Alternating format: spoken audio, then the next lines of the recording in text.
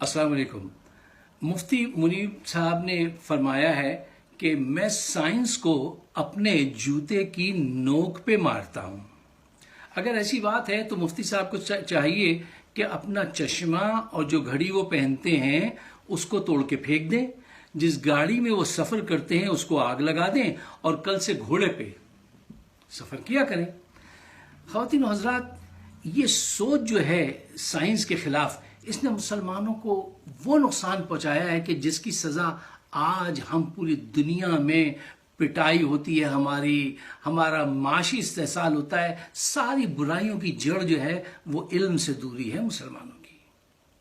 کیا آپ سمجھتے ہیں یہ مولوی حضرات کا کام ہے کہ چاند نظر آیا؟ نہیں، یہ ماہر فلکیات کا کام ہے، یہ میٹیورولوجسٹ جو ہیں، جو سائنٹسٹ ہیں، ان کا کام ہے، یہ مولوی صاحبان کا کام نہیں ہے۔ اور آج جب پوری دنیا میں ایک ایسا نظام سامنے آ گیا ہے کہ آپ 50 برس کے چاند کو دیکھ سکتے ہیں کہ وہ کب نمودار ہوگا، بہت آسانی سے، تو ہم بھی یہ کر سکتے ہیں۔ انڈونیشیا میں بھی انہوں نے یہ کیا ہوا ہے، لیکن ہمارے جو مولوی صاحبان ہیں وہ اسلام کو صرف ریچولز کی حد تک رکھنا چاہتے ہیں، نماز، روزہ، حج، زکوٰۃ، اس سے آگے سوچنے پہ پابندی ہے۔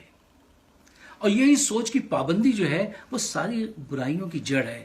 دیکھیے، ایک چیز ہوتی ہے ڈائیورجنٹ تھنکنگ اور کنورجنٹ تھنکنگ۔ کنورجنٹ تھنکنگ کے یہ لوگ کہتے ہیں بس اس کا یہی ایک حل ہے، یہ ایک بات بتائی گئی تھی، جبکہ ڈائیورجنٹ تھنکنگ جو ہوتی ہے، آدمی ایک مسئلے کے مختلف پہلو پہ غور کر کے مختلف سلوشن ڈھونڈتا ہے، اس میں سے ایک کو اڈاپٹ کر لیتا ہے، لیکن یہاں پہ اس بات پہ پابندی ہے۔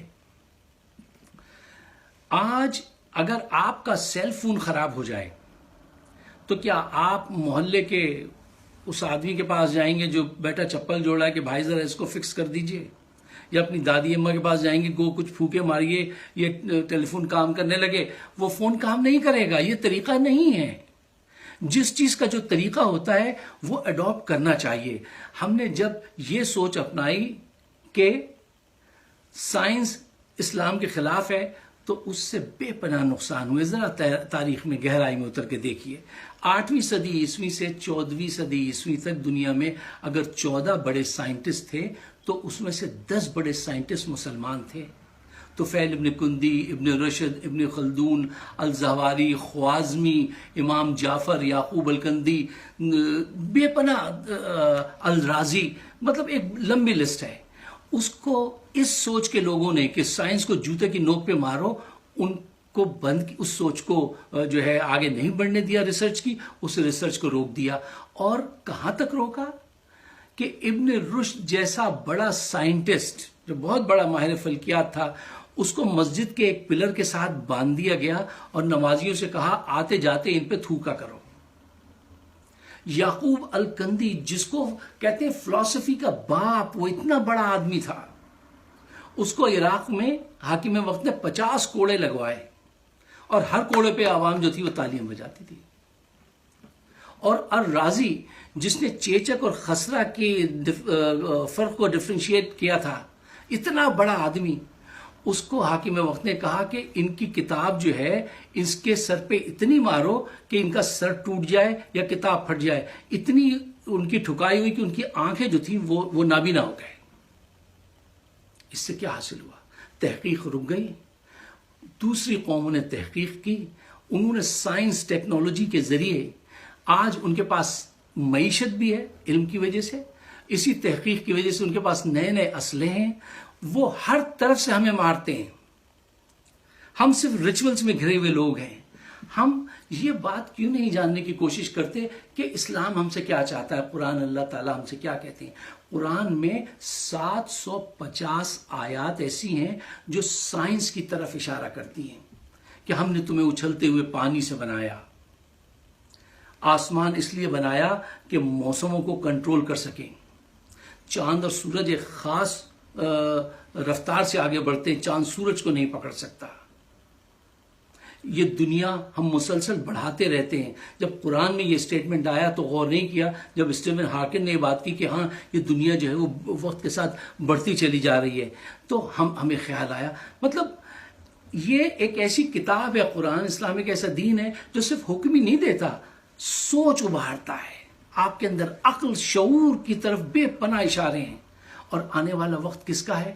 آنے والا وقت اس قوم کا ہے جس کے پاس سائنس، ٹیکنالوجی، کمیونیکیشن اور انٹلیکچل بینک ہوگا، جس کے پاس جو سب سے زیادہ انٹلیکچولیزم جس کو جو پروموٹ کرتا ہے وہ حدیث ہے اور قرآن ہے. اس کو ہم اس ڈائریکشن میں فالو نہیں کرتے. آپ کو پتا ہے اس کا کیا انجام ہوا ہے کہ دنیا نے انڈسٹریل ریولوشن دیکھا، ہم پیچھے رہ گئے، کہاں سے کہاں پہنچ گئے. آج اس دنیا میں 2050 میں مسلمانوں کی آبادی دوگنی ہونے والی ہے، اور ہمارا کیا انتظام ہے، ہماری کیا تیاری ہے. آج 40% مسلمان میل پڑھ نہیں سکتا، لکھ نہیں سکتا.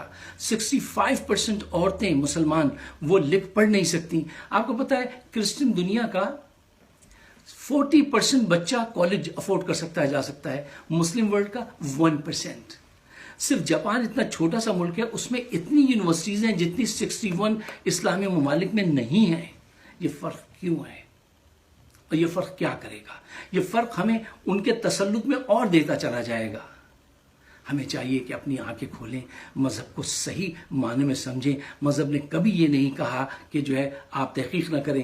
یہ سوچ جو ہے نا کہ جب لاؤڈ اسپیکر آیا تو مولوی صاحب نے کہہ دیا ارے یہ شیطان کا کام ہے، اس پہ تو اذان مت دینا، اذان نہیں ہوگی. ٹھیک ہے نا. اچھا وہ جب چاند پہ انسان پہنچ گیا تو کہیں گے ارے ارے روکو روکو روکو ان کو، یہ خدا کے معاملات میں دخل اندازی کر رہے ہیں. پھر کہیں گے یہ چاند پہ گئے ہی نہیں ہیں، یہ جھوٹ بولتے ہیں. دیکھیے دنیا چاند پہ پہنچ گئی، ہمیں چاند نہیں نظر آتا، جبکہ ساری چیزیں موجود ہیں، ہم دیکھ سکتے ہیں، آگے بڑھ سکتے ہیں.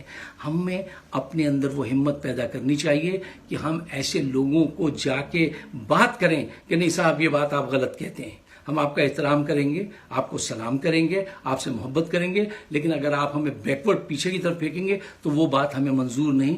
سائنس اور ٹیکنالوجی، دیکھیے ہر علم جو ہے وہ اللہ اور اس کے رسول کے بتائے ہوئے اصولوں کی روشنی میں ہمیں پڑھنا چاہیے اور اس کو اپنانا چاہیے. اور اگر آپ دیکھ لیں تو پہلا لفظ آپ صلی اللہ علیہ وسلم نے پڑھا، پڑھو. ٹھیک ہے نا. مطلب کتنی محبت تھی آپ صلی اللہ علیہ وسلم کو علم کے ساتھ. ہمارا علم سے کیا تعلق ہے؟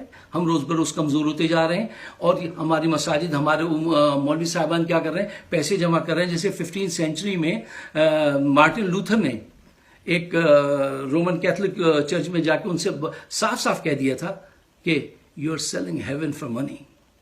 تم جنت بیچ رہے ہو اور چھوٹی چھوٹی باتوں کے لیے پیسے مانگتے ہو.